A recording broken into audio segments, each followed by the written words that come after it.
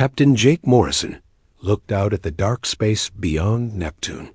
His ship, the UE's Horizon, was the first human vessel to travel this far from Earth. The mission was simple: explore, map, and report back. Nobody expected to find anything special.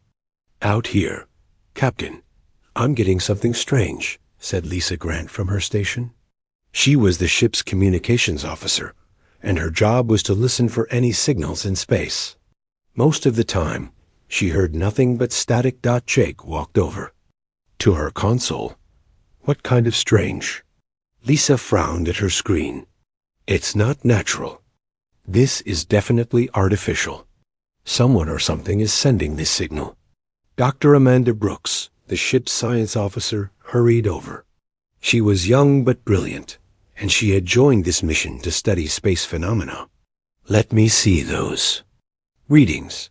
The three of them stared at the data scrolling across the screen. The signal was unlike anything in Earth's databases. It came in patterns that repeated every few minutes, but the patterns were complex and mathematical. "This isn't random," Amanda said. "Look at these sequences. They're based on prime numbers, but they're arranged in a way I've never seen before." Tony Martinez, the ship's engineer, joined them. He was a practical man who could fix anything on the ship. "So what are you saying?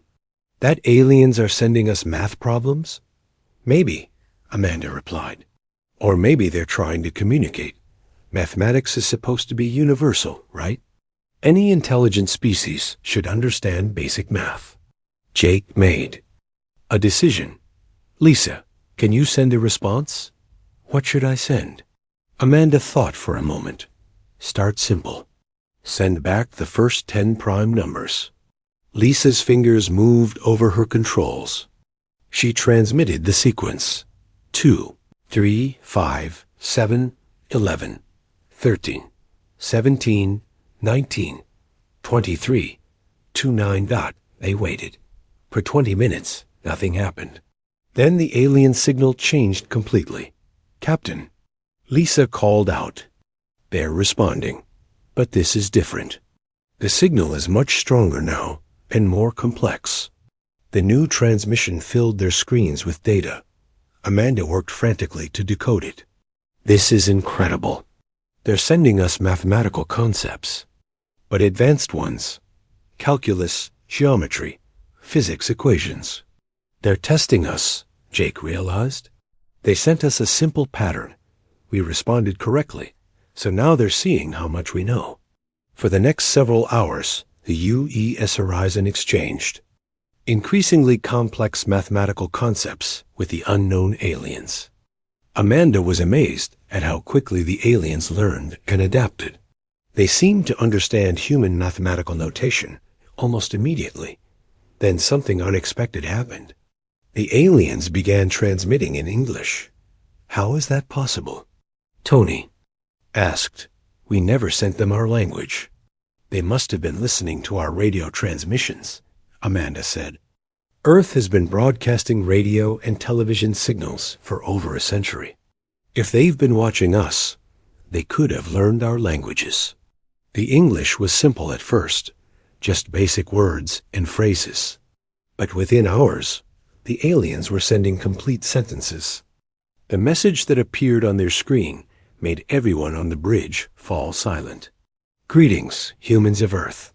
We are pleased by your intelligence and quick responses. You have passed the first test faster than any species in our records. We invite you to meet us at these coordinates for formal contact."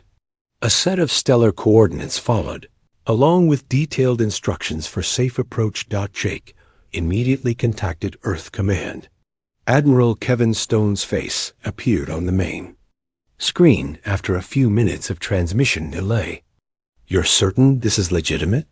the Admiral asked after Jake explained the situation. "As certain as we can be, sir. The mathematics they've shown us is real and advanced. They know things about physics that we're only beginning to understand." "Admiral." Stone was quiet for a long moment. "This changes everything. We're no longer alone in the universe, and they want to meet us." Back on Earth, the news created chaos. Scientists, politicians, and military leaders argued about how to respond. Some wanted to be cautious and study the aliens from a distance. Others believed this was humanity's greatest opportunity. Dr. Helen Carter, Earth's leading expert on diplomatic relations, was called to an emergency meeting. "If we're going to make contact, we need to do this right," she told the assembled leaders. First contact will determine humanity's relationship with these aliens for generations to come. Commander Steve Walsh, head of Earth's Space Defense Forces, had different concerns. "We don't know their intentions. This could be a trap." But Admiral Stone had already made his decision. "We're going to meet them. Captain Ryan Davis will command the UES Independence, our most advanced ship. Dr. Carter, you'll lead the diplomatic team." The UES Independence was humanity's newest and most sophisticated vessel. It had been designed for long-range exploration, equipped with the best technology Earth could produce. Captain Ryan Davis was considered one of humanity's finest officers. Calm under pressure and experienced in difficult situations. As the Independence prepared for humanity's first interstellar diplomatic mission. Nobody knew that their simple response to an alien signal had already caused massive upheaval across the galaxy. 40-7 light-years away. The Galactic Council was in emergency session. The signal that humans had answered so quickly was known as the Cognitive Assessment Protocol. It was designed to test new species that achieved space travel. Most civilizations took decades or even centuries to decode it properly. Humanity had solved it in hours. The council members, representing dozens of different alien species, were struggling to understand how this was possible. The humans had not only decoded the signal quickly, but their responses showed mathematical understanding that typically took species much longer to develop. "This is unprecedented," declared Ambassador Zethkar of the Vraxian Collective. "No species has ever responded this rapidly to first contact protocols." "Perhaps we underestimated them," suggested Council Speaker Valtar of the ancient Etherian race. "Our observations of Earth showed technological progress, but nothing that would indicate this level of cognitive adaptation." The Council had been watching Earth for over 2 centuries, studying human development from a safe distance. They had seen humans develop from a pre-industrial society to a spacefaring civilization in a remarkably short time. But even they were surprised by humanity's rapid response to contact. "The question now," said Zethkar, "is whether humanity is ready for integration into galactic society. Their rapid advancement could be either a great asset or a significant risk." As the UES Independence began its journey toward first contact, neither humans nor aliens fully understood how much this meeting would change both their civilizations. The signal from space had started as a simple mathematical sequence, but it would end up reshaping the entire galaxy. The UES Independence dropped out of faster-than-light travel at the coordinates the aliens had provided. Captain Ryan Davis stood on the bridge, looking at something that made his breath catch in his throat. A massive space station hung in orbit around a giant gas planet. The station was enormous, easily 10 times larger than anything humans had ever built. Its design was unlike anything from Earth, with flowing curves and strange materials that seemed to glow with their own light. "My God," whispered Dr. Helen Carter, standing beside him. She was Earth's top diplomat, chosen to lead humanity's first contact with alien civilization. "It's beautiful. And big enough to hold a small city," added Commander Steve Walsh, the mission's security chief. His job was to keep everyone safe, and he was already studying the station for potential threats. Dr. Craig Bennett, the team's xenobiologist, was recording everything. "The architecture suggests a species that thinks very differently from humans. Look at those curves and connections. This isn't just functional design, it's artistic." Dr. Rachel Kim, their linguist, was monitoring communication. Channels. Captain, I'm receiving a transmission in perfect English. Put it through, Ryan ordered. A calm, measured voice filled the bridge. Welcome, representatives of Earth. I am Ambassador Zethkar of the Vraxian Collective. We have been expecting you. Please approach Docking Bay 7. Your ship's systems will receive guidance signals. As the Independence moved closer to the station, the crew could see other ships docked at various points. Each vessel had a completely different design, suggesting multiple alien species were present. This isn't just first contact with one species, Helen realized. We're about to meet an entire community of alien civilizations. The docking process was surprisingly smooth. The station's technology interfaced perfectly with human systems, guiding the Independence into a bay that seemed designed to accommodate ships of various sizes and configurations. Ambassador Zethkar was waiting for them at the airlock. He was humanoid in basic shape, but clearly alien. His skin had a blue-green tint, his eyes were larger than human eyes, and he moved with a fluid grace that suggested a lighter gravity homeworld. Dr. Carter, he said, extending what appeared to be a greeting gesture. I am honored to meet humanity's diplomatic representative. Your species has already impressed us greatly. Helen stepped forward, trying to project confidence despite her nervousness. Ambassador Zethkar, on behalf of Earth and all humanity, I thank you for this opportunity. Please follow me. There are many who wish to meet you. As they walked through the station's corridors, the human team saw their first glimpses of true alien diversity. Beings of various shapes and sizes moved through the halls. Some were humanoid like Zethkar. Others were completely different. One species seemed to float rather than walk, while another moved on multiple legs like large insects. How many species are represented here? Dr. Bennett asked. 12 different civilizations have sent representatives to witness your introduction to the Galactic Council, Zethkar replied. First contact with a new species is always significant, but your rapid response to our signals has made this particularly noteworthy. They entered a large chamber where alien representatives were waiting. Helen felt overwhelmed as she realized. She was looking at beings from a dozen different worlds, each representing thousands of years of separate evolution. Zethkar began introductions. May the first present the human delegation from Earth. Dr. Helen Carter leads their diplomatic mission. One by one, the alien representatives greeted the humans. There was Mordak of the crystalline hegemony, whose body seemed to be made of living crystal. Talana of the flowing ones appeared to be partially liquid, shifting shape as she moved. Grexstar of the Hive Collective spoke for his insect-like species through a series of clicks and whistles that were translated by the station's computers. We have been observing your species for some time, explained Zethkar after the introductions. The Galactic Council has protocols for monitoring developing civilizations. We watch, we study, but we do not interfere until the species reaches certain milestones. What kind of milestones? Helen asked.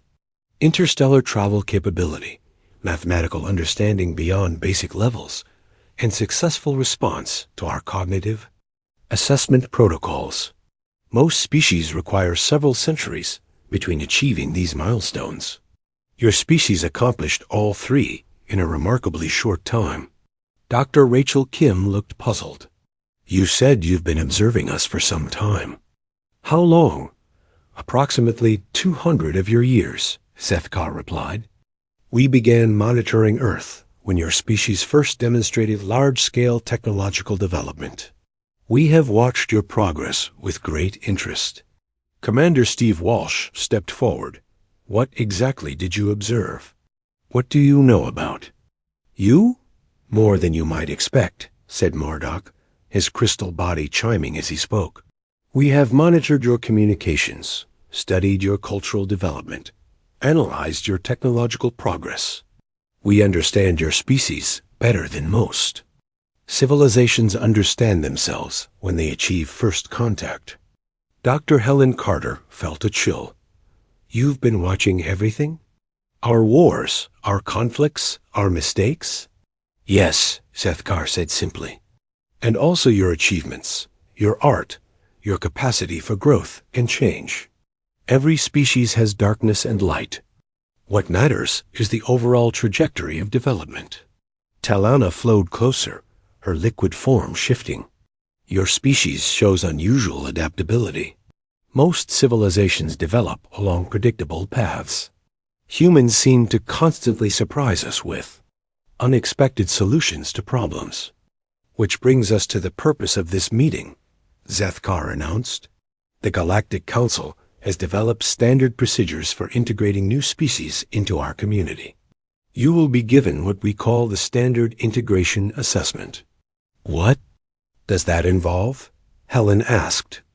A series of challenges designed to evaluate your species' readiness for council membership. These assessments test technological adaptation, diplomatic skills, resource management, conflict resolution, and creative problem-solving abilities. Gregstar clicked and whistled, and the translation followed. Most species require between 20 and 50 years to complete these assessments successfully. The current record is held by the Etherian race, who completed them in 23 years. Dr. Craig Bennett looked amazed. 23 years is the record? How long do we have? 1 standard galactic year, Zethkar replied. Approximately 1.3 Earth years. A human delegation exchanged glances. Helen could see concern on everyone's faces. And if we don't complete the assessments in time? Then you return to Earth and wait until your species has developed further. You may attempt the assessments again in 50 Earth years. But there's something unusual about your situation, added Mordok. Your rapid response to first contact suggests capabilities that may allow you to complete these assessments much faster than normal. Or, warned a new voice, you may fail spectacularly because you attempt to move too quickly. The humans turned to see a new alien entering the chamber. This being was tall and imposing, with features that seemed almost predatory. His presence made everyone in the room tense. This is War Commander Kalex of the Kellian Empire, Zethkar said carefully. His species believes in thorough evaluation of potential new council members. Kalex approached the humans with obvious suspicion. The Kellian Empire has concerns about your species. We have observed your tendency toward violence and rapid technological development. Such combinations can be dangerous to galactic stability. Commander Steve Walsh stepped forward, recognizing a military bearing in the alien. What specific concerns do you have? Your species achieved nuclear weapons and space travel within the same century. You fight wars while simultaneously reaching for the stars. Most species resolve their violent tendencies before achieving significant technological advancement. Dr. Helen Carter realized this was a crucial moment.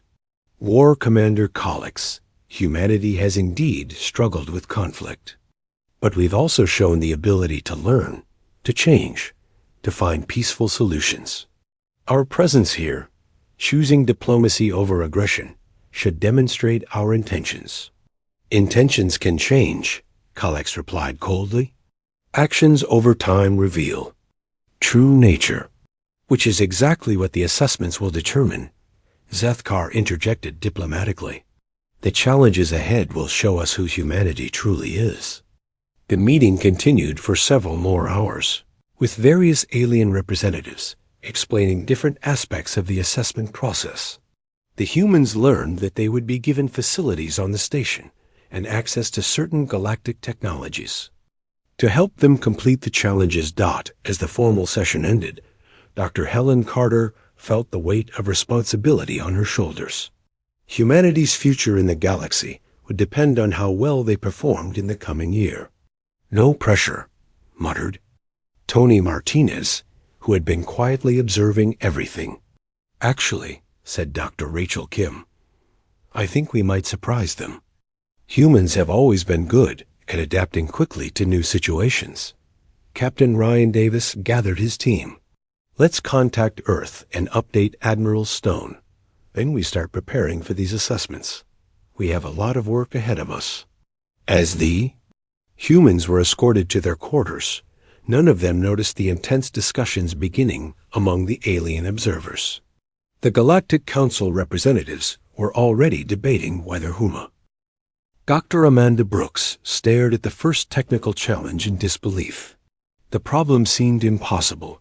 Design a life support system that could maintain 7 different atmospheric compositions simultaneously, each required by different alien species, all in the same physical space. They want us to create air that's breathable by beings who evolved on completely different worlds, she explained to Tony Martinez. Some need high oxygen, others need methane. Some require specific pressure levels that would kill the others. Tony scratched his head. Traditional thinking says you can't do this. You'd need separate sealed environments for each species. That's probably what most aliens would do, Amanda said. But we don't have to think like them. They had been working on the technical assessments for 3 months. The Galactic Council had given them access to advanced materials and technologies, but the problem seemed designed to be unsolvable using conventional approaches. Meanwhile, Dr. Helen Carter was tackling the diplomatic challenges with Dr. Rachel Kim. They sat in front of a complex, holographic display showing the details of a trade dispute that had been ongoing for 30 years. Let me understand this, Helen said. The Vraxian Collective wants to trade their energy crystals for the Etherian food synthesis technology. The Etherians want Vraxian crystals plus manufacturing rights to Kellian weapons. The Kellians want Etherian technology, but refuse to give manufacturing rights to anyone. And the flowing ones control the shipping routes, but want guarantees that none of the traded materials will be used against them, Rachel added. It's like trying to solve a puzzle where every piece changes shape when you touch it. Previous diplomatic teams have tried to negotiate compromises, Helen mused. Everyone gives up something to get something else. But what if we approach this differently? Back in the technical section, Amanda and Tony were making breakthrough discoveries. Instead of trying to create separate atmospheric zones, they were developing a new approach. What if we create modular microenvironments? Amanda suggested personal atmosphere generators that each being carries with them. The room maintains a neutral baseline, and each individual's device creates their specific atmospheric needs in their immediate area. That's brilliant, Tony said. Instead of controlling the entire space, we control the individual's personal space. It's like wearing a custom atmosphere instead of trying to make the room perfect for everyone. They worked frantically to build a prototype. The device was small enough to wear like a piece of jewelry, but it could create a personal atmospheric bubble using advanced field generators. The technology was far beyond current Earth capabilities, but by combining human engineering principles with alien materials, they made it work. When they demonstrated the device to Ambassador Zethkar, his blue-green skin actually changed color. With surprise, "This is not how this problem is usually solved," he said. "How do other species usually handle it?" Amanda asked. They build complex facilities with multiple sealed chambers, connected by airlocks. The construction takes years and costs enormous resources. Your solution is portable, efficient, and could be mass-produced. Tony grinned. We humans are good at finding shortcuts. But the real test came when they demonstrated the device to representatives from all 7 species. Each alien put on the small device and immediately could breathe comfortably in the same room with the others. For the first time in the station's history, beings from 7 different worlds stood together in the same space, breathing easily. Remarkable, said Mordak, his crystalline form chiming with what sounded like approval. In 3 months, you have solved a problem that has limited interspecies cooperation for centuries. Dr. Helen Carter was having similar success with the diplomatic challenges. Instead of trying to negotiate compromises between the different species, she had identified the root cause of the trade dispute. The real problem isn't what everyone wants, she explained to the assembled alien negotiators. The problem is inefficiency in the distribution system. Everyone is fighting over limited resources, but the resources aren't actually limited. They're just not being distributed effectively. She presented her analysis to the group. The Vraxian crystals are abundant, but they're mined using methods that waste 60% of the material. The Etherian food synthesis technology is incredibly efficient, but it's only being used on 3 worlds. The Kellian weapons are effective, but they're manufactured, using processes that require too many rare materials. Your point? Asked the Kellian representative. My point is that if we improve the mining efficiency, expand the food synthesis technology, and redesign the weapons manufacturing process, everyone can have what they want without anyone giving up anything important. The aliens stared at her in silence. Finally, Zethkar spoke. You are suggesting systematic improvements rather than negotiated compromises. Exactly. Instead of dividing a small pie into smaller pieces, we make the pie bigger. Dr. Rachel Kim had been analyzing the cultural aspects of the problem. The interesting thing is that each species has developed technologies that solve their own problems very well, but they haven't considered how those technologies might be adapted to solve other species' problems.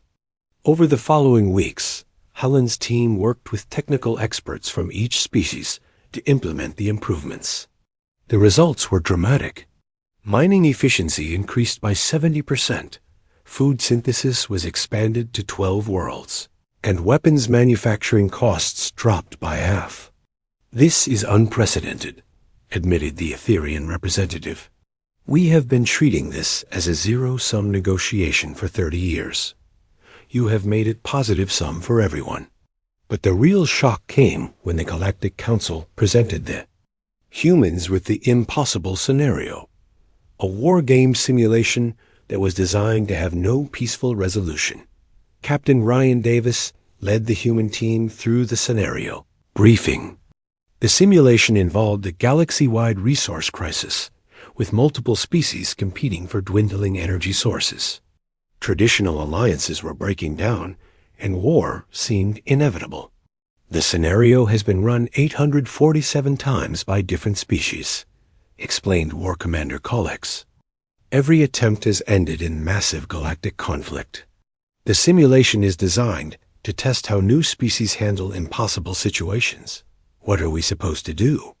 Asked Commander Steve Walsh. Minimize casualties and protect your own interests.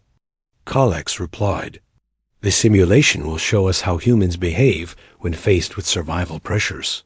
Captain Ryan Davis studied the scenario parameters with his team. Jake Morrison, who had been brought in as a tactical advisor, looked at the resource distribution charts. Lisa Grant analyzed the communication patterns between different species. This is interesting, Lisa said. Look at these energy consumption patterns. Some species are using 10 times more energy than they actually need for their basic requirements. And look at this, Jake added. The scarce resources aren't actually scarce. They're just not being shared efficiently between sectors. Dr. Nicole Parker, who had joined the team as a cultural analyst, made another observation. The species in this simulation are all acting according to their traditional patterns. But what if those patterns are part of the problem? Captain Davis had an idea. What if we don't play the game the way it's designed to be played? Instead of choosing sides or trying to win resources for humanity, the human team approached the simulation from a completely different angle. They analyzed why the energy crisis was happening in the first place. The problem isn't that there's not enough energy, Ryan explained to the alien observers. The problem is that the energy distribution system is based on political boundaries instead of efficiency principles. They proposed a solution that reorganized energy distribution based on logical efficiency rather than traditional territorial claims. Species with abundant energy sources would trade excess capacity to species with high energy needs, creating a galaxy-wide energy network. But this requires unprecedented cooperation, protested one of the alien advisors. Species would have to trust each other with their energy security. Yes, Ryan agreed. But they would also have guaranteed energy access and shared infrastructure protection. Everyone would be stronger and more secure than they are now. The human team didn't just solve the simulation. They redesigned the entire scenario to eliminate the underlying causes of conflict. When they presented their solution, the alien observers fell silent. Finally, Galactic spoke. "This is not how the simulation is supposed to work." "We know," Ryan replied, "but this is how it could work." Zeth-Kar approached the human team. "You have not simply passed these assessments. You have changed them. Your solutions are creating new possibilities that the Council has never considered." "Is that good or bad?" Helen asked. "We are not certain," Zeth-Kar admitted. "Your species thinks in ways that are foreign to us.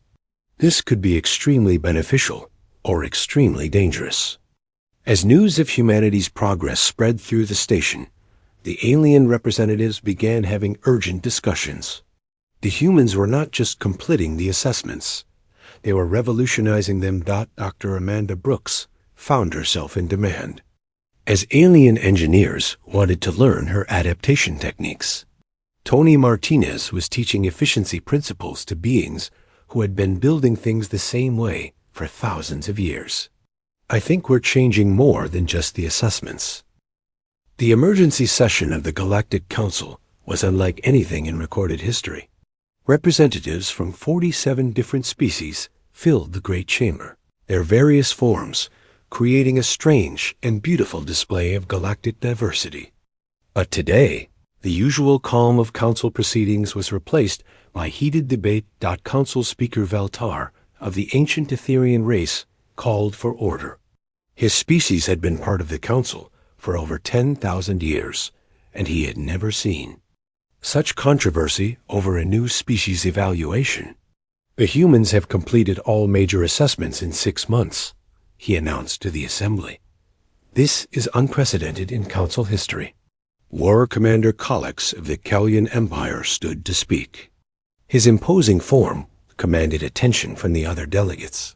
"Speaker Valtar, the issue is not that they completed the assessments quickly. The issue is how they completed them. These humans have not followed established protocols. They have changed the very nature of the challenges." Ambassador Zeth-Kar rose to respond. "War Commander, with respect, the humans found better solutions to problems we had accepted as unsolvable. Is innovation not something we should value?" "Innovation can be dangerous," Galactic replied sharply. "Rapid change destabilizes established systems. The humans show concerning patterns of accelerated development and unpredictable behavior." Mordak of the crystalline hegemony chimed in, his crystal body creating harmonic tones as he spoke. "But consider the practical benefits. The atmospheric adaptation technology alone will revolutionize interspecies cooperation. My people have been isolated on our high-pressure worlds for millennia. Now we can work directly with species we could never approach before." Talana of the Flowing Ones shifted her liquid form as she joined the debate. "The humans have solved the Vraxian trade dispute that had been deadlocked for 30 years. They have shown diplomatic skills that complement their technical abilities." "That is precisely the problem," interjected Representative Thokmarov. "The Hive Collective." His insect-like form clicked and whistled as the translation system converted his words. "They excel in every area we test. No species has ever shown such broad competence. It suggests hidden capabilities we do not understand." Council Speaker Valtar attempted to restore order as the debate grew more intense. "Perhaps we should hear from the assessment observers. Zeth-Kar, present your detailed report." A star activated a holographic display showing human performance across all assessment categories. The data is remarkable. In technological adaptation, humans scored 94%. In diplomatic flexibility, 91%. In resource management, 89%. In conflict resolution, 96%. In creative problem solving, they exceeded our measurement scale. How is that possible? Asked Representative Quindle of the Spiral Confederation.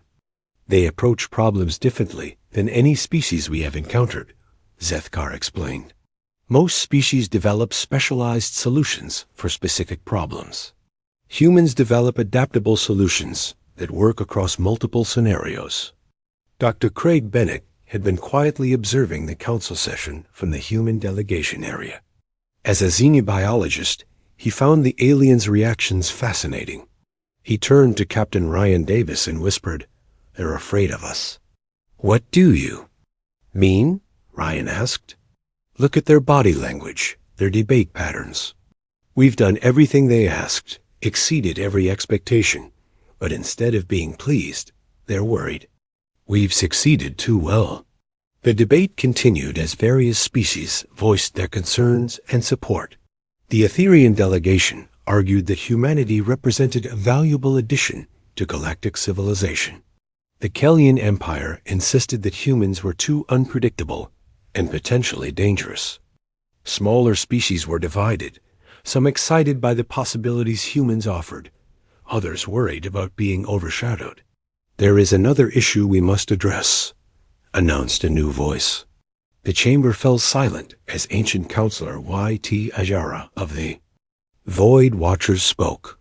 Her species rarely participated in council debates, observing from the shadows for thousands of years. "The humans have not simply passed our assessments," she continued in her ethereal voice. "They have demonstrated capabilities that suggest their civilization develops along fundamentally different patterns than our own." Representative Collex leaned forward. "Explain. Most species develop in linear progression. They master one technology, then move to the next. They solve one social problem, then address another. Humans appear to develop multiple capabilities simultaneously, creating synergistic effects we have not observed before." The chamber erupted in discussion. Many council members had never heard the Void Watchers express such detailed analysis of any species. "What are the implications?" asked Speaker Veltar. "Uncertain," Ithara replied. "The humans could become our greatest allies or our most challenging problem. Their rapid adaptation makes both outcomes possible." Meanwhile, back on the station, the human team was unaware of the intense council debate. They had received news that created excitement and concern in equal measure. "A second Earth ship is arriving?" Dr. Helen Carter asked Captain Ryan Davis. "Hey, U.S. Constitution, commanded by Captain Beth Rodriguez. Admiral Stone is sending additional support personnel."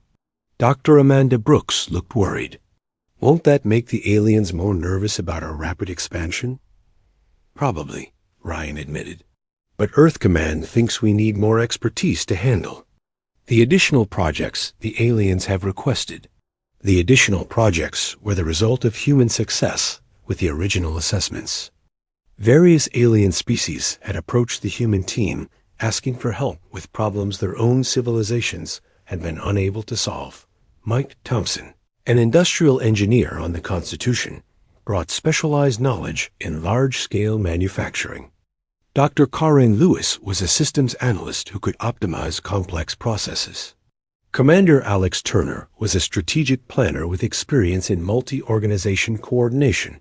"The thing is," explained Tony Martinez to the new arrivals, "we're not just solving the problems they give us anymore.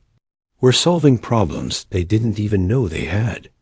The arrival of the Constitution and its crew demonstrated another aspect of human capability that concerned the aliens: the speed of human organizational scaling. What had started as a single-ship diplomatic mission had become a multi-ship operation. In less than a year, Ambassador Zithkar met with the expanded human delegation. "Your Earth Command works very efficiently," he observed. "When we find something important, we commit resources quickly," Captain Beth Rodriguez replied. "Waiting for perfect information usually means missing opportunities. That approach can also lead to serious mistakes," Zethkar warned. "True," Beth agreed, "but not taking action when action is needed leads to different kinds of mistakes. We'd rather make mistakes by trying than mistakes by not trying." This conversation, recorded by Council monitoring systems, would later become part of the debate about human nature and decision-making. Patterns. Dr. Karen Lewis had begun analyzing the efficiency of Council operations and made a disturbing discovery. "Captain Davis, I think you need to see this." She presented her findings to the human leadership team. "The Council's decision-making process is incredibly slow. Simple decisions take years to implement. Complex decisions can take decades. That explains some of the problems we've been asked to solve," Dr. Amanda Brooks realized. "These issues have been festering for so long because the Council system can't respond quickly to changing conditions." Commander Alex Turner studied Karen's analysis. "If we can show them more efficient organizational methods, we could help the entire galactic community become more effective. Or," warned Commander Steve Walsh, "we could threaten the stability of a system that has worked for thousands of years." The human team faced a crucial decision. They could focus on completing their assessments according to original parameters, or they could continue developing solutions that addressed broader systemic issues in galactic civilization. Dr. Helen Carter called a team meeting. "We need to be careful. Our success is making some of the aliens nervous. We don't want to appear threatening. But we also can't pretend to be less capable than we are," Captain Ryan Davis pointed out. "They asked us to demonstrate our abilities. We're doing exactly what they requested. The question is whether they're ready for what they asked for." Observed Dr. Nicole Parker. Unknown to the humans, this same question was being debated intensely in the Council chambers. Some species saw humanity's rapid progress as proof of great potential. Others saw it as evidence of dangerous unpredictability. War Commander Collix presented his faction's concerns to the full Council. "The humans show patterns that concern my military analysts. They advance too quickly, adapt too easily, and show no respect for established boundaries or limitations." "Is that not exactly what we need?" countered Zethkar. "For centuries, the Council has struggled with problems that require fresh thinking and rapid adaptation. Change must be controlled and gradual," Collix insisted. "The humans represent chaos disguised as progress." Representative Mordach's crystalline form chimed with disagreement. "War Commander, you speak of chaos, but the humans have brought only solutions. They have solved problems that have plagued us for generations. Solutions that no one asked for," Collix replied. "They were given specific assessments. Instead, they have redesigned our entire approach to interspecies cooperation." Ancient Khans. Council Speaker Veltar stood before the assembled representatives of 47 galactic civilizations. In his 10,000 years of life, he had never faced a decision quite like this one. The humans waited in a separate chamber, unaware that their fate was being decided in the most contentious council session in recorded history. "We have debated for 3 days," Veltar announced. "The time has come for a decision about humanity's place in our community." The chamber was divided into clear factions. The progressive species, led by the Vraxian Collective and supported by the crystalline hegemony, believed humanity represented an unprecedented opportunity. The conservative faction, dominated by the Kellian Empire and backed by several older civilizations, saw humans as a destabilizing force. War Commander Collix rose first to present the conservative position. "Honored Speaker, the evidence is clear. Humanity develops too rapidly, changes too quickly, and shows no respect for established protocols.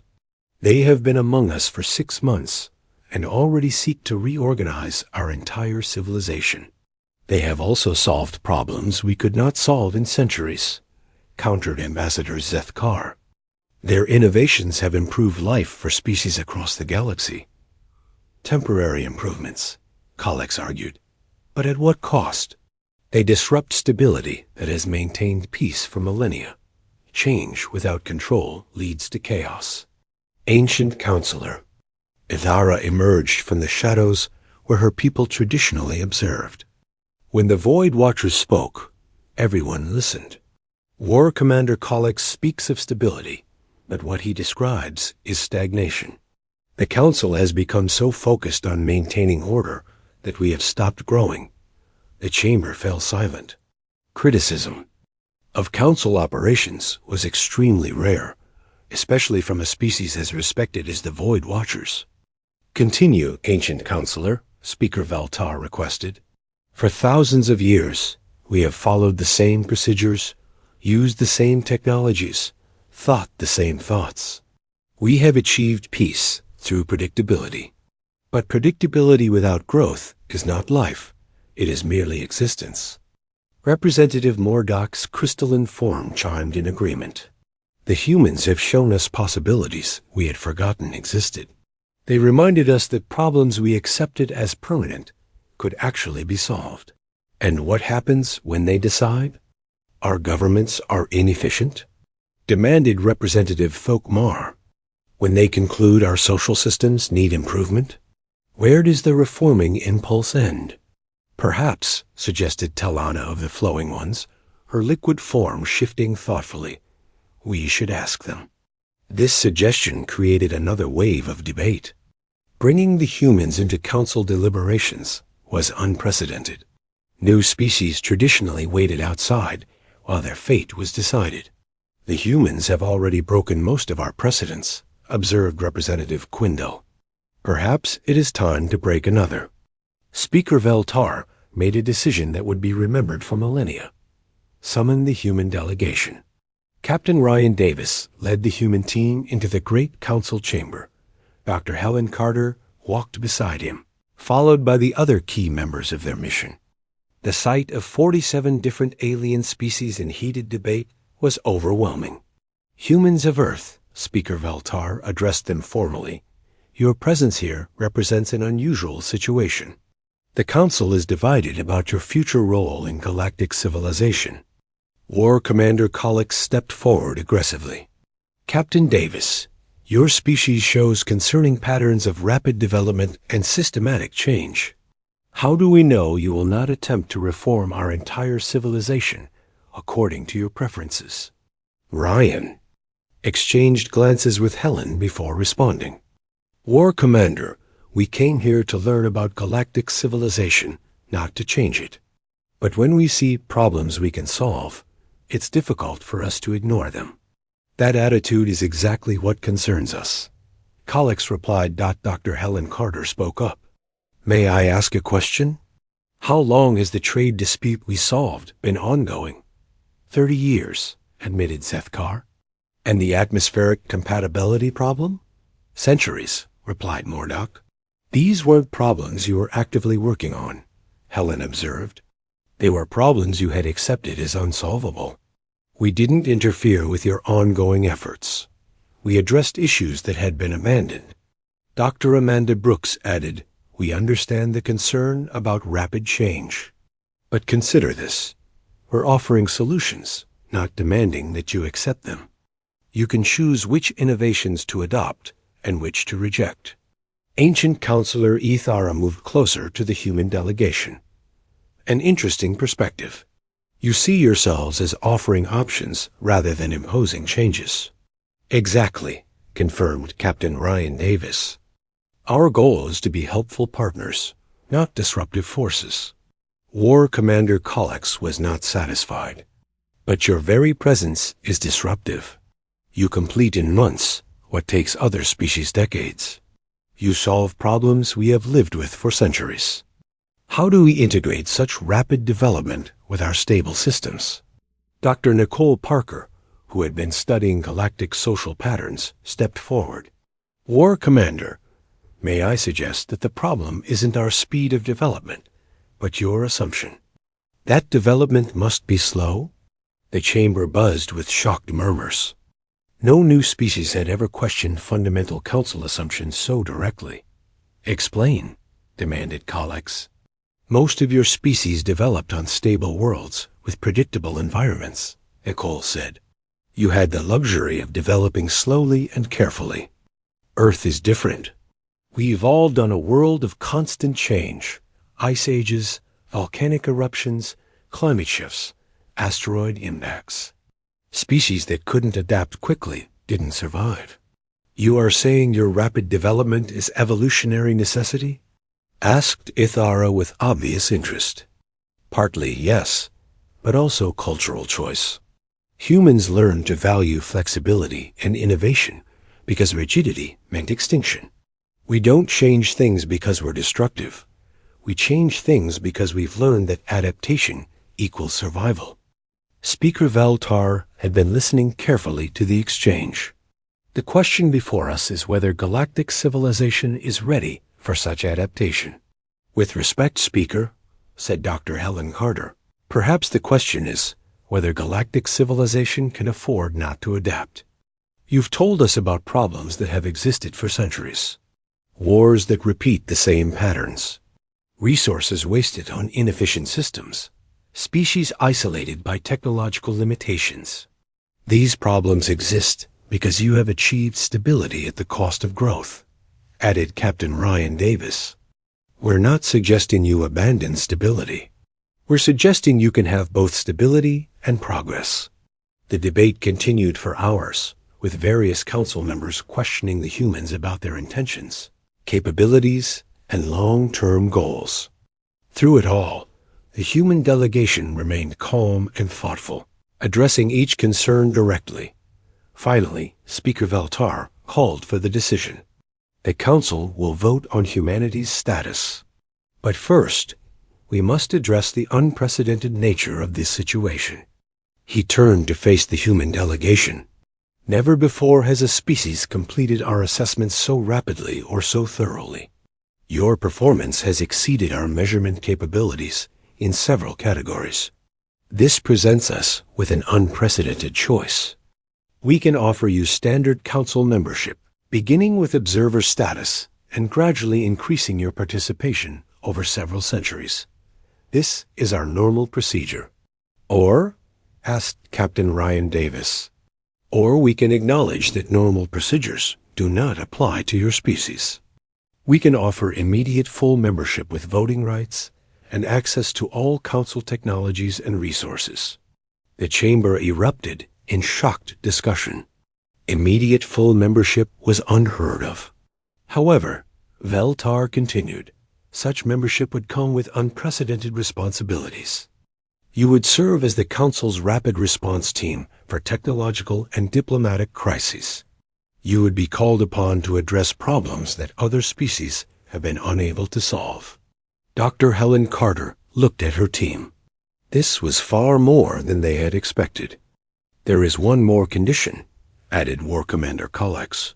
If you accept full membership, you must also accept Council oversight of your development. Your rapid advancement requires monitoring to ensure galactic stability. What kind of oversight? Ryan asked. Regular reporting on technological developments, advance notice of major policy changes, and Council input on projects that could affect multiple species. Captain Ryan Davis requested time to consult with Earth Command. After 3 hours of awe, quantum communication with Admiral Kevin Stone, and Earth's leadership, the human delegation had their answer. Speaker Valtar, honored council members, Ryan announced.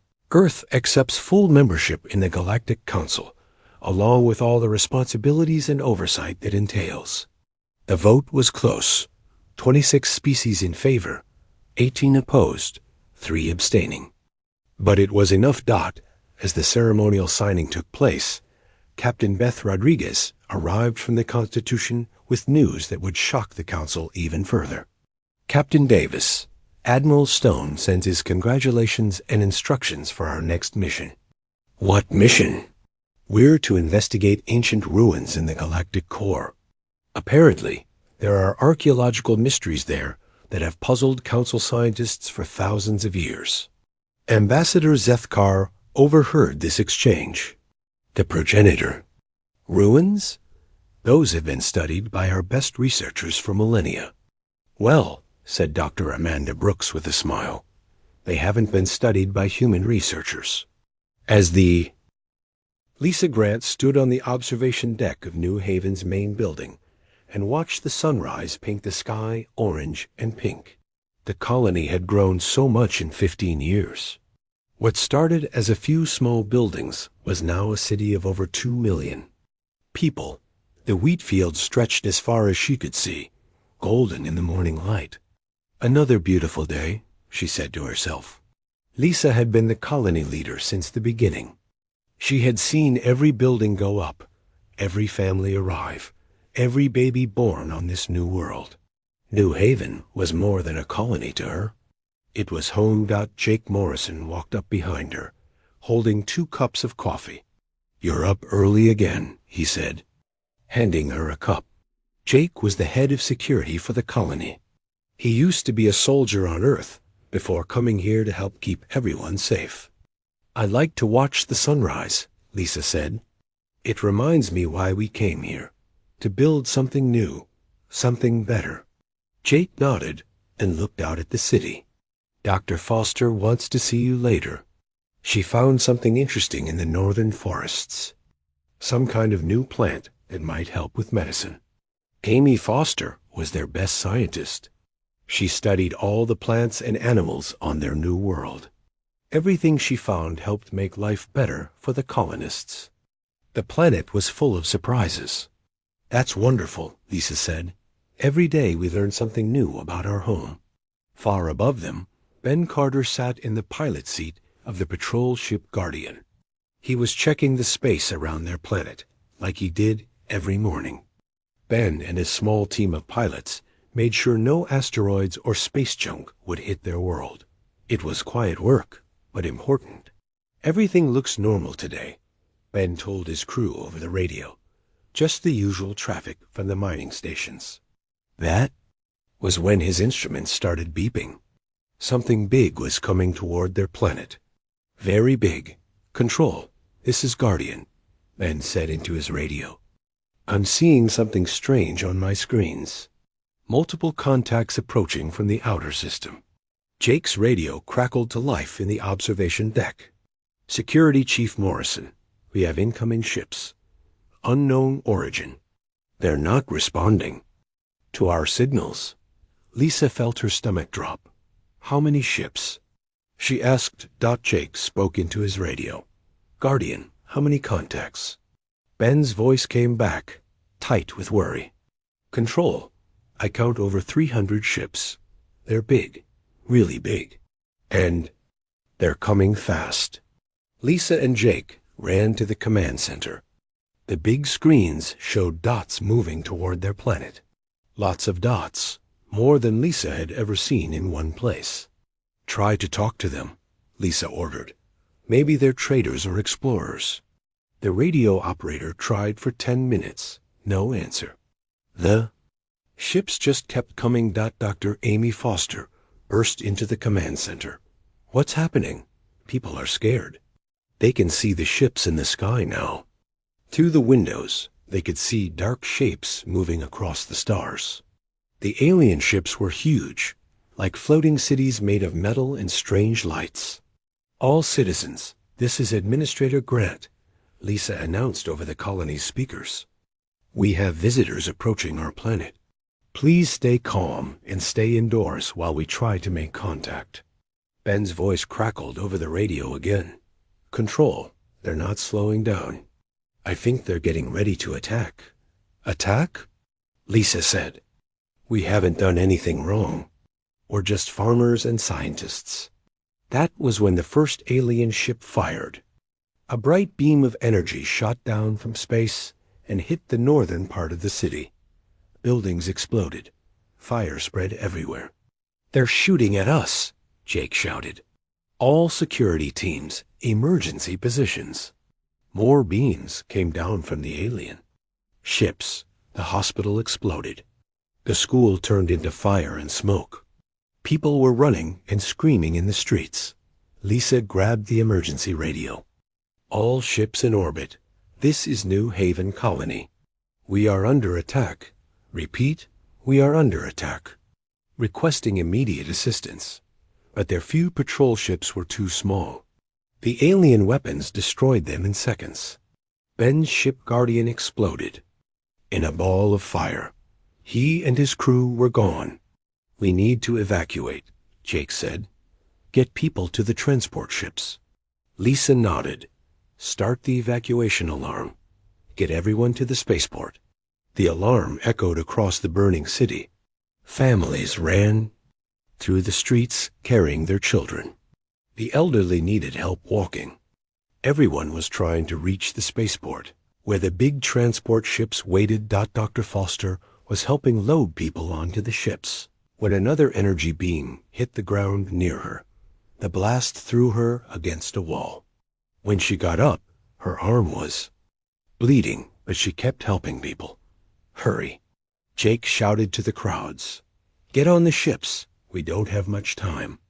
Lisa stayed at the command center, coordinating the evacuation. Ship after ship took off, carrying people away from their burning home. But there weren't enough ships for everyone. "Administrator," the operator said, "we have 30,000 people on the evacuation ships, but there are still over 2 million. In the city." Lisa closed her eyes. 2 million people. Her people, her responsibility. "Keep loading," she ordered. "Every life we save matters." The alien ships moved closer to the planet. Their weapons fired faster now. Whole city blocks disappeared in flashes of light. The beautiful wheat fields burned. The forests where Dr. Foster found her discoveries turned to ash. Jake ran back to the command center.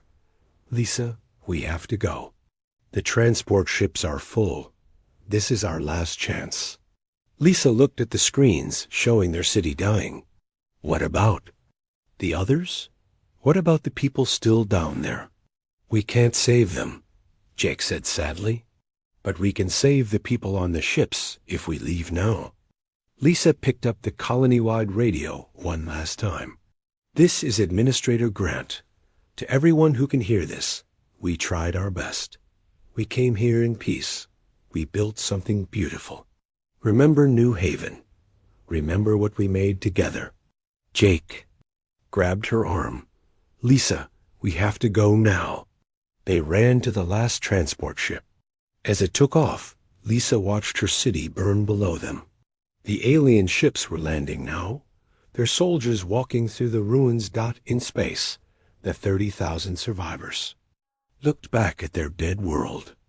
Their home was gone. Their friends and families were gone. But they were alive, and they would make sure Earth knew what happened here. The alien commander stood in the ruins of New Haven's command center. To him, this was just another day of work, another primitive species eliminated before they could become a threat. He had no idea what was coming. The transport ships carrying the New Haven survivors arrived at Earth 3 weeks later. Jake Morrison stood at the window of the lead ship and watched his home planet grow larger. Earth looked peaceful and blue, so different from the burning world they had left behind. "We're getting a message from Earth Control," the pilot announced. "They want to know what happened to New Haven." Jake picked up the radio. His voice was tired and sad. "Earth Control, this is Security Chief Morrison from New Haven Colony. We need to speak to the government immediately. Our colony has been destroyed." Within hours, Jake and the other survivors were in a room with President Karen Walsh and her advisors. The survivors showed them videos of the attack. They showed pictures of the alien ships. They showed the burning city and the people who died. President Walsh watched the videos without saying a word. Her face grew harder with each image. Defense Secretary Tony Rodriguez sat next to her, taking notes and asking questions. How many survived? President Walsh asked. 30,000 out of 2.3 million, Jake answered. The aliens gave us no warning, no demands. They just started shooting. Dr. Amy Foster, her arm still in a bandage, leaned forward. I studied their technology during the attack. Their ships are advanced, but not impossible to fight. We just need better weapons and more ships. More ships? Tony Rodriguez said. We only have about 50 patrol vessels in our entire fleet. Amy nodded. That's not enough. Not nearly enough. President Walsh stood up and walked to the window. She looked out at the peaceful city below. How long before they come here? She asked. We don't know, Jake said, but they will come. They called us insects, pests that needed to be removed. The president turned back to the room. Tony, I want you to call an emergency meeting of the World Council. Every nation needs to see these videos. That night, leaders from every country on Earth gathered in the United Nations building. They watched the videos from New Haven. They saw the children running. They saw the hospitals burning. They saw 2 million innocent people die for no reason. This is not just an attack on one colony, President Walsh told the assembly. This is an attack on all humanity. We must respond as one people. For the first time in history, every nation agreed. The vote was unanimous. Earth would unite to fight back. Fleet Admiral Steve Brooks was called out of retirement to lead the war effort. He was old but smart, and he had been planning for this day his whole career. He met with General Patricia Hayes and other military leaders to make plans. We need ships, Admiral Brooks said. Lots of ships. More than anyone has ever built before. How many? General Hayes asked. Hundreds of thousands, Brooks replied. Maybe more. Dr. Alex Turner was put in charge of building the new fleet. He was young but brilliant, and he had ideas for ships that had never been built before. His factories started working day and night. We're not building exploration ships, Dr. Turner told his workers. We're building weapons. Every ship needs to be able to fight. All over Earth, factories changed what they made. Car companies started building ship engines. Electronics companies made weapon systems. Mining companies dug up materials for armor. And hulls. People worked harder than they ever had before. They remembered the videos from New Haven. They remembered the children who died. Everyone wanted to help build the fleet that would make the aliens pay. Carol Murphy used to work for the CIA. Now she led intelligence operations against the aliens. Her spies found pieces of alien technology that had fallen from their ships during the attack. We're learning about them, Carol told Admiral Brooks. They call themselves the Hegemony Coalition. 3 different alien species working together. They think we're primitive and weak. Good, Brooks said. Let them think. That it will make our attack more effective. Jake Morrison and the other New Haven survivors helped train Earth's new soldiers. They taught them about alien weapons and tactics. They shared everything they had learned during the attack. The aliens are strong, Jake told a group of recruits. But they're not invincible. They can be hurt. They can be killed. And they will pay for what they did. Dr. Amy Foster worked with scientists to develop new weapons. She used samples from New Haven to create targeting systems that would work better against alien technology. Every weapon we build needs to remember. New Haven, she said. We're not just fighting for Earth. We're fighting for everyone who died. The first ships were ready 6 months after the attack. They were bigger and stronger than anything humans had built before. Each ship carried weapons designed to destroy alien vessels. Captain Ryan Torres was chosen to command the first new battleship. It was called the USS Vengeance, and it was built to make the aliens regret attacking humans. This ship exists for? One purpose, Captain Torres told his crew. To make sure what happened to New Haven never happens again. More ships followed. Factories built them faster than anyone thought possible. Each ship was tested and armed and sent to join the growing. Fleet Commander Nicole Davis led the new fighter pilots. These were small, fast ships that could attack in groups. Her pilots trained constantly, practicing the moves they would use against alien ships.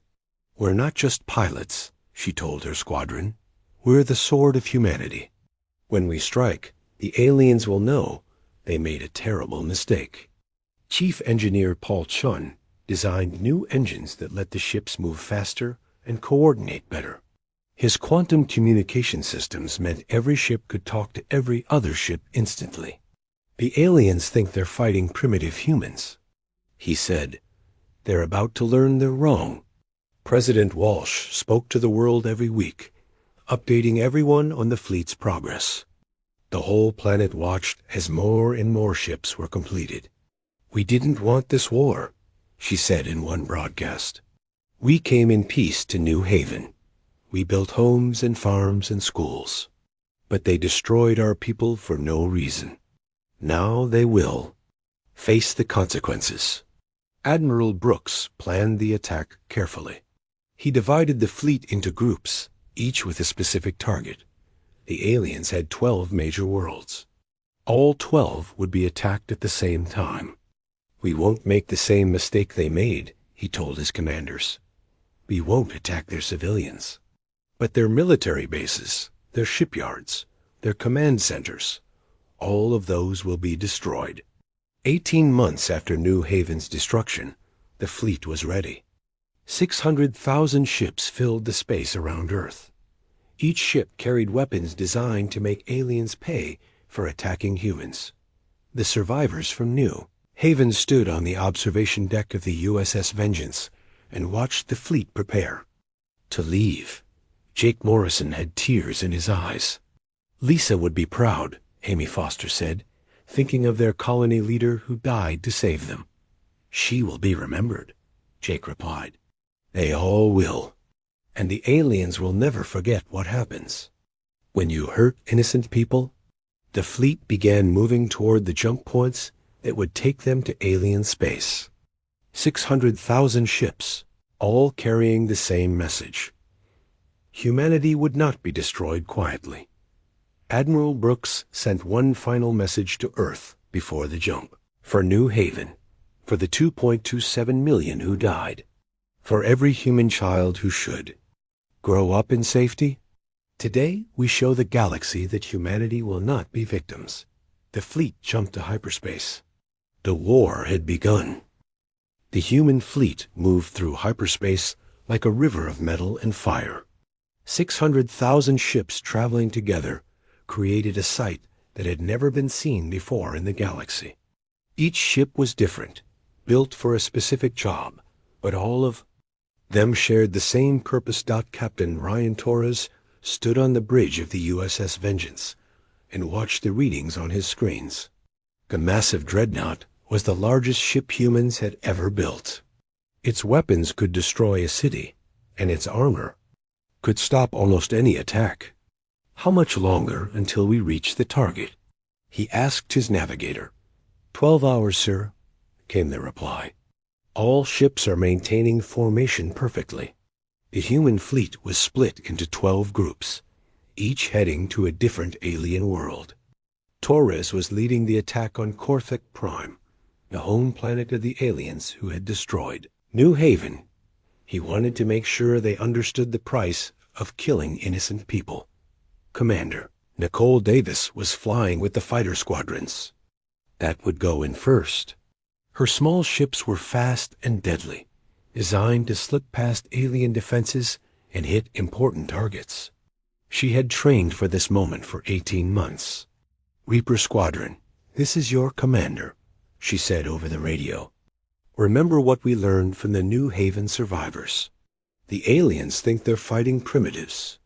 Let's show them how wrong they are. Her pilots responded with determination. Each of them had seen the videos from New Haven. Each of them knew what the aliens had done to innocent families. Admiral Julia Parker commanded the Third Fleet's assault ships. These were medium-sized vessels designed to work together in large groups. Their job was to overwhelm alien defenses with coordinated attacks. The aliens have never faced anything like this, she told her captains during a final briefing. They're used to fighting small groups of ships. We're bringing 600,000. Chief Engineer Paul Chun monitored the quantum communication network from his command ship. Every vessel in the fleet was connected to every other vessel. They could share information instantly and coordinate attacks perfectly. The network is stable, he reported to Admiral Brooks. All ships are connected. When we attack, we'll fight as one mind with 600,000 bodies. The aliens had no idea what was coming. On Korthik Prime, Commander Vex Korthik was meeting with other military leaders. They were discussing their next targets for expansion. Human worlds will be easy to conquer, he told the assembled officers. We destroyed their largest colony without losing a single ship. They are clearly inferior. Other alien leaders agreed. The Viridians had studied human technology and declared it primitive. The Zephyrians, with their hive minds, couldn't understand how individual humans could work together effectively. We should attack their home world next, suggested a Viridian. Commander, end this species quickly before they become annoying. They had no satellites watching the edges of their space, no early warning systems, no scouts looking for threats. The aliens had been the strongest force in the galaxy for so long that they had forgotten to be careful. That was their first mistake. The human fleet dropped out of hyperspace simultaneously at 12 different star systems. The timing was perfect, coordinated by Paul Chun's quantum network. In one moment, the aliens went from feeling completely safe to facing the largest military force in galactic history. On Korthik Prime, the defense stations detected the human ships and immediately sounded alarms, but the numbers on their screens seemed impossible. Sir, a technician reported to Commander Vex Korthik, we're detecting human ships in our system. How many? Vex Korthik asked, not particularly concerned. 50,000, sir. No, wait. 100,000. The numbers keep growing. Vex Korthik's expression changed. That's impossible. Humans don't have that many ships. Sir, final count shows 150,000 human vessels. They're all armed for combat. A Korthak commander felt fear for the first time in his military career. 150,000 ships was larger than his entire planetary defense fleet. Captain Torres watched the alien world grow larger on his screens. Korthik Prime was a harsh, rocky planet covered with military bases and weapon factories. It was the perfect target for humanity's anger. Open a channel to the planet, he ordered. Channel open, sir. Torres looked directly into the camera. Korthik Prime, this is Captain Ryan Torres of the Earth Defense Force. You destroyed our colony. At New Haven, you killed 2.27 million innocent people. This is our response. He nodded to his weapons officer. Begin the attack. The USS Vengeance fired its main guns. Beams of energy brighter than lightning shot down toward the planet. They hit military bases and weapon factories, destroying in seconds what had taken years to build. All around Torres, the human fleet opened fire. 150,000 ships attacking at once created a light show that could be seen from space. The planet's orbital defenses, which had never been tested in real combat, lasted less than an hour. Commander Nicole Davis led her fighters through the remains of the alien defense satellites. Her job was to hit the communication centers that coordinated the planet's military. Reaper Squadron, follow me in, she called to her pilots. Hit the command bunkers, then get out fast. Her fighters dove toward the planet like metal meteors. They dodged alien ground fire and destroyed their targets with precision strikes. The aliens had never seen ships move so fast or attack so accurately. On 11 other worlds, similar scenes played out. Human fleets appeared without warning and began systematic destruction of alien military assets. The aliens scattered forces, couldn't coordinate a response because humans were jamming their communications. Admiral, Parker's assault ships worked together like a swarm of angry insects. When aliens tried to concentrate their defenses in one area, the humans would attack from 3 other directions. When alien ships tried to retreat, human vessels would be waiting for them. They can't adapt fast enough, Parker reported to Admiral Brooks. Their command structure is too rigid. They can't handle this kind of coordinated attack. The aliens tried to send messages to their other worlds, warning them about the human attack. But Paul Chun's network was intercepting and blocking their communications. Each alien world was fighting alone, unaware that 11 others were under simultaneous attack. Sir, a Korthek officer reported to Commander Thex Korthek, our orbital shipyards have been destroyed. Our main communication array is gone, and the humans are broadcasting something on all frequencies. What are they broadcasting? Thex Korthek demanded. Video footage, sir. It shows the attack on their colony, the one we destroyed. Thex Korthek watched the human broadcast with growing horror. The videos showed families running from burning buildings, children crying for their parents, hospitals full of wounded people. All of it was his fault. Turn it off, he ordered. Sir, we can't. They're overriding all our systems. Every screen on the planet is showing this footage.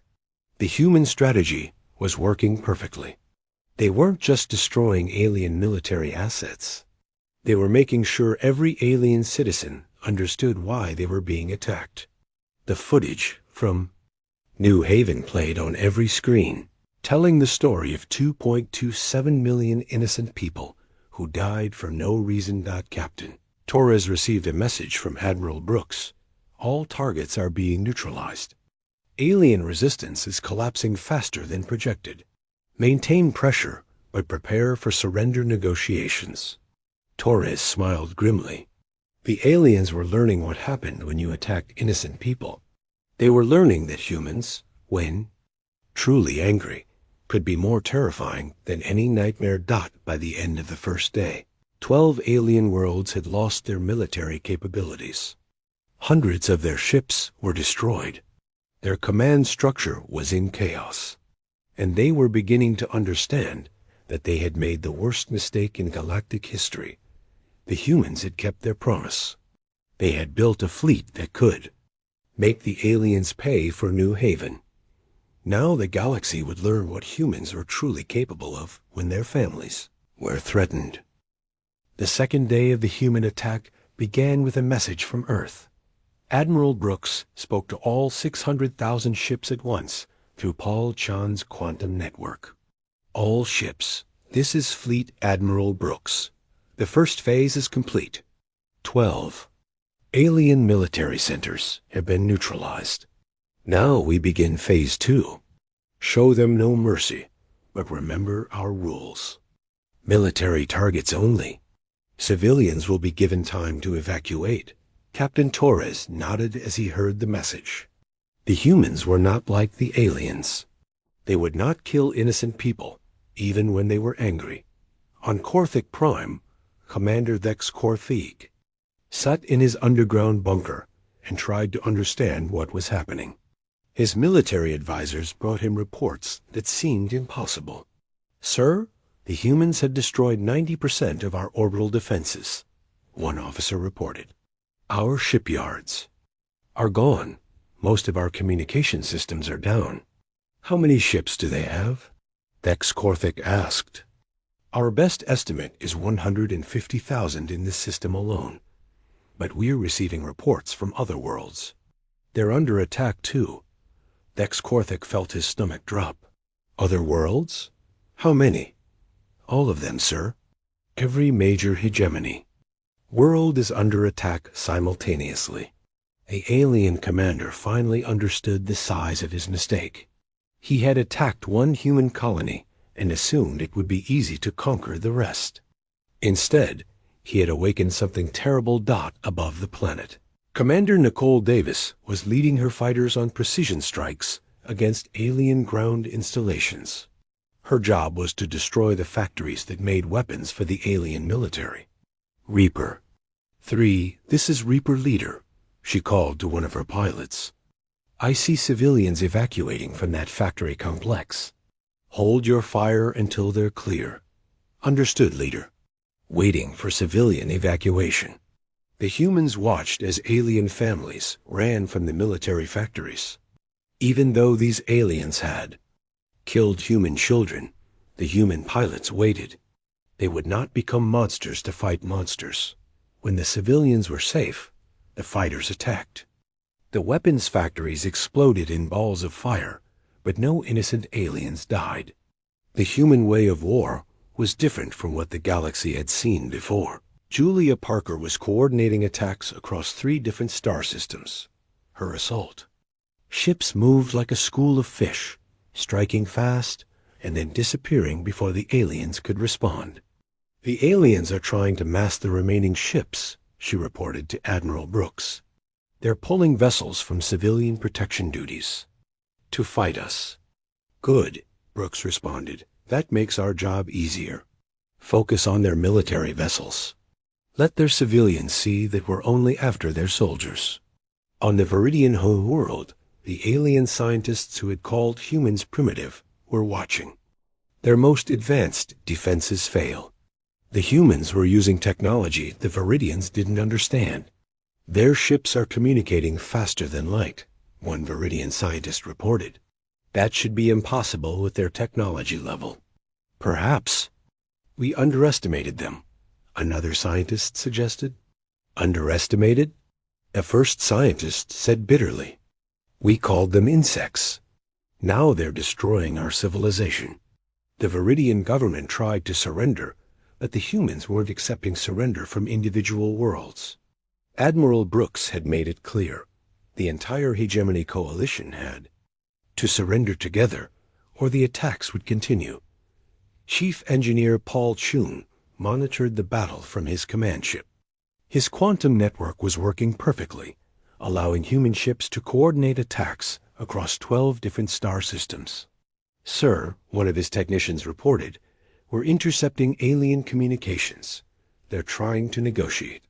What are they offering? Chun asked. Reparations for the New Haven attack, territory, trade agreements, anything we want. Chun thought about the videos he had seen from New Haven, the burning schools, the dead children, the families that would never be reunited.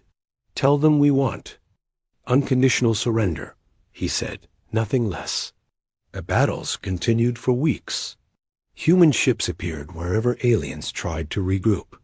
When alien fleets moved to protect one world, humans attacked 3 others. The coordination was perfect, the execution flawless. Captain Torres received updates from across the war zone. The humans were winning everywhere. Alien resistance was crumbling as their forces were destroyed piecemeal. Sir, his communications. Officer reported, we're receiving a priority message from the alien command structure. Put it on screen. Commander Vex Korthik appeared on the bridge of the USS Vengeance. The alien looked tired and defeated. Human commander, Vex Korthik said, I wish to discuss terms for ending this conflict.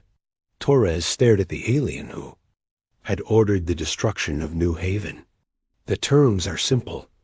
Unconditional surrender of all hegemony forces. War crimes trials for those responsible for New Haven. Complete disarmament of your military. That's impossible, Vex Korthik protested. You're asking us to completely defenseless. You made 2.27 million humans defenseless, Torres replied coldly.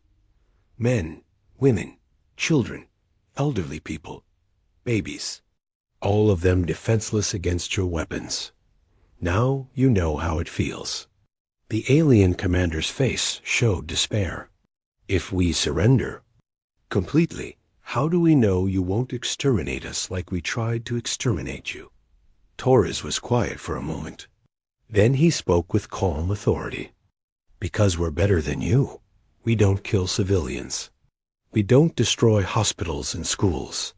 We came to New Haven in peace, and will accept your surrender in peace. But the killing stops only when you surrender everything. Dex Corthick closed his eyes. I need time to consult with the other coalition leaders. You have 24 hours, Torres said. After that, we continue destroying your military assets until nothing is left. The communication ended. Torres turned to his bridge crew. Continue the bombardment of military targets, but prepare for surrender negotiations. Similar conversations were happening across alien space. Every hegemony world was facing the same choice: surrender completely or watch their military power be destroyed, piece by piece. Dr. Amy Foster, now serving as a military advisor, reviewed the intelligence reports coming from the battle zones. The aliens were broken. Their technology was inferior to human innovations. Their tactics couldn't handle coordinated swarm attacks. They never learned to fight as equals, she reported to Admiral Brooks. They were so used to being stronger than everyone else that they never developed real military doctrine. When faced with a superior force, they don't know what to do. Brooks nodded. That's what happens when you become bullies. You forget how to fight people who can fight back. The 24-hour deadline approached. Human fleets maintained their positions around alien worlds, weapons ready, but not firing. The galaxy held its breath, waiting to see if the war would end or escalate. Commander.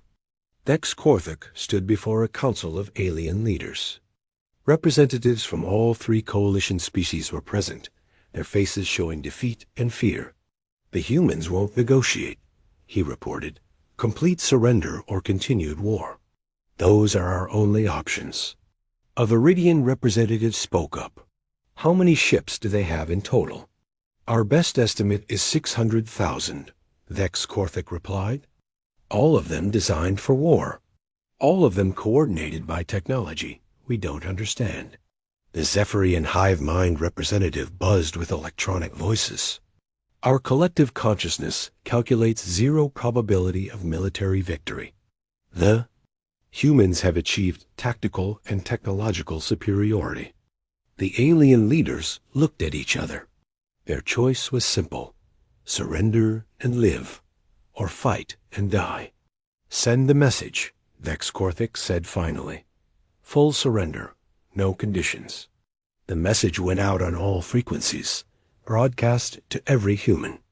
Ship, the Hegemony Coalition, surrenders unconditionally. We submit to human authority and request mercy. Admiral Brooks received the message on his flagship. He thought about New Haven, about the families who died, about the children who would never grow up. All ships, this is Admiral Brooks, he announced. The enemy has surrendered. Cease fire immediately. Prepare for occupation duties. The war is over. Across 12 star systems, 600,000 human ships stopped shooting. The largest military campaign in galactic history had ended in complete victory.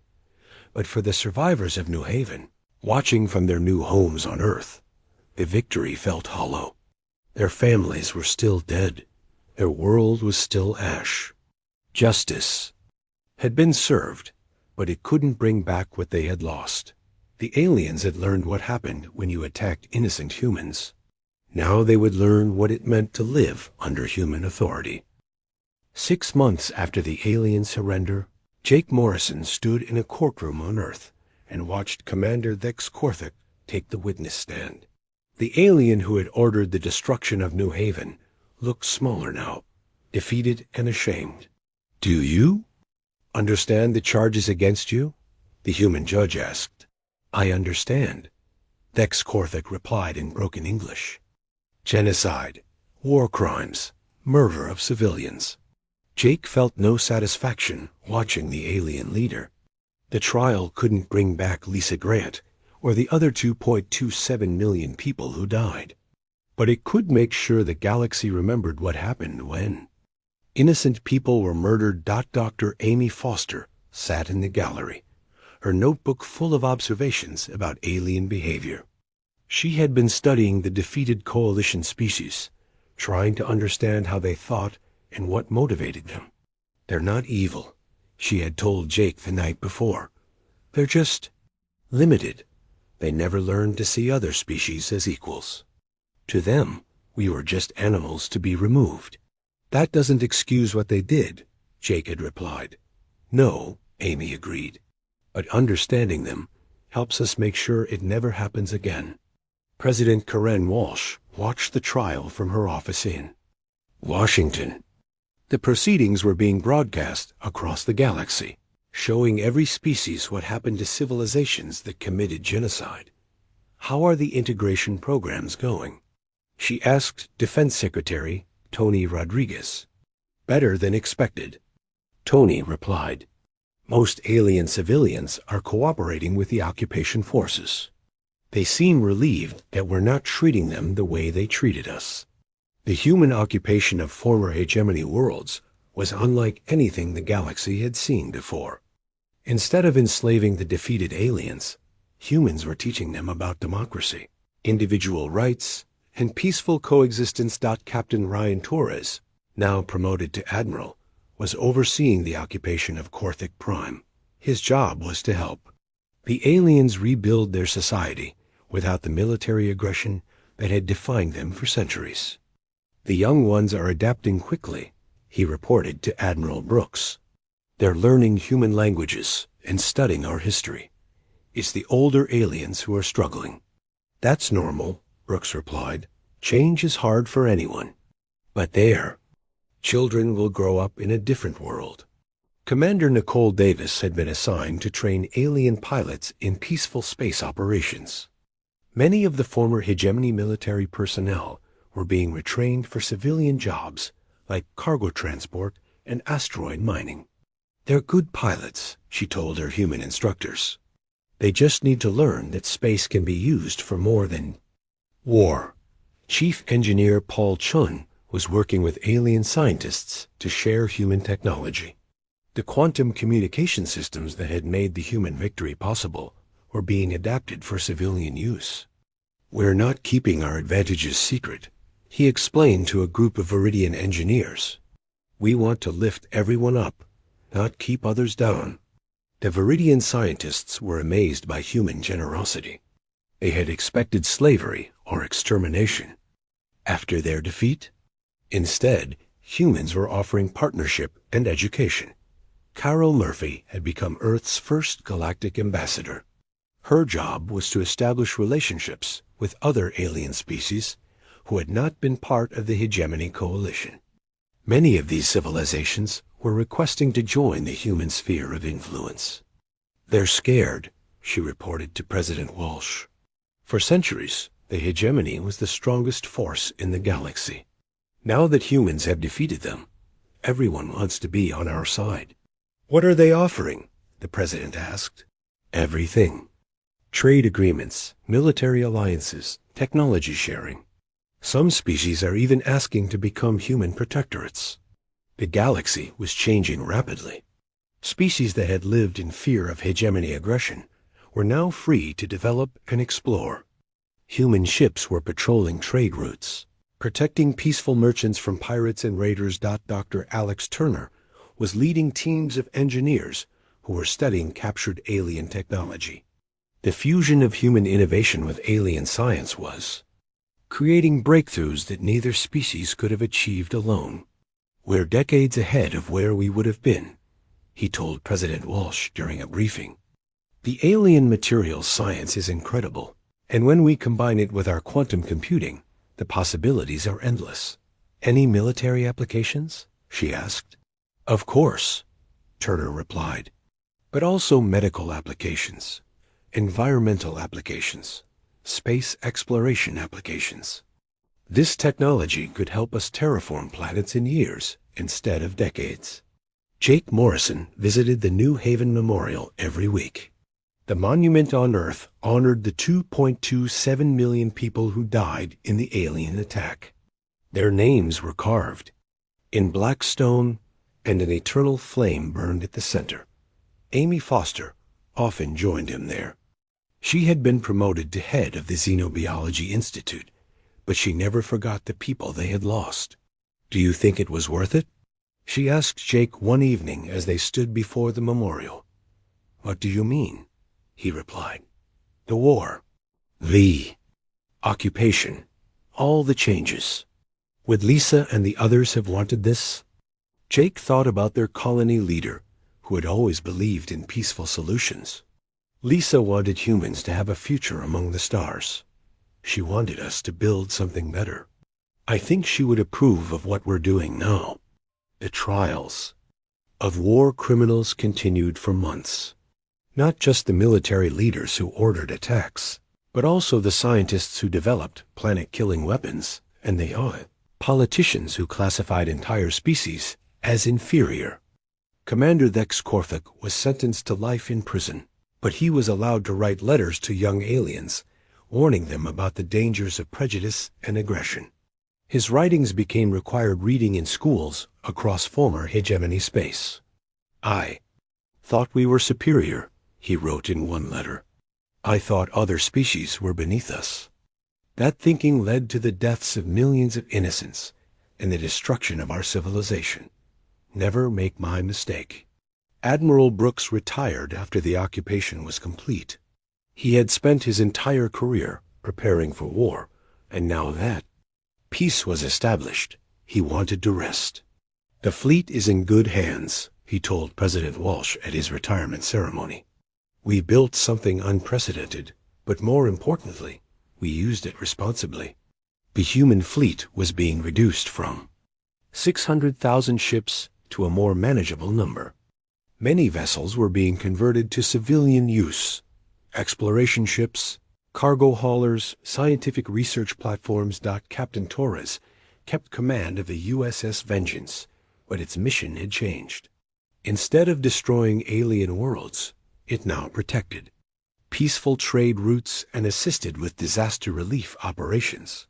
"It feels good to use these weapons for protection instead of revenge," he told his crew during a mission briefing. "This is what we should have been doing all along." The galaxy's economy was booming under human leadership. Trade between species increased dramatically when the fear of hegemony raids disappeared. New colonies were being established at a rate never seen before. Young humans and aliens worked together on research projects, exploration missions, and cultural exchanges. The children who grew up after the war couldn't understand why their parents had once seen each other as enemies. Dr. Foster published a comprehensive study of the war and its aftermath. Her book, From New Haven to New Hope, became a bestseller across dozens of worlds. "The tragedy at New Haven showed us the worst of what intelligent species could do to each other," she wrote. "But the response showed us the best.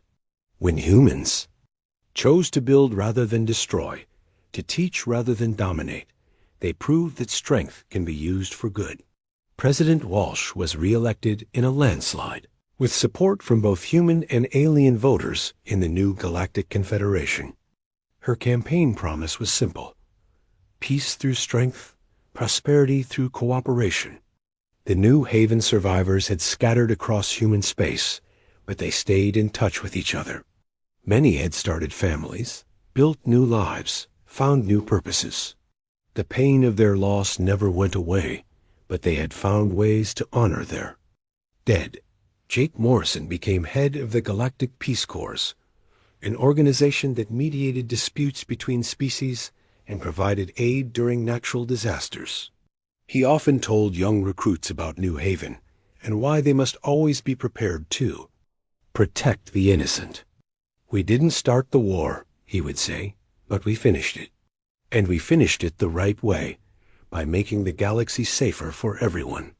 10 years after New Haven's destruction, a memorial service was held on the rebuilt planet.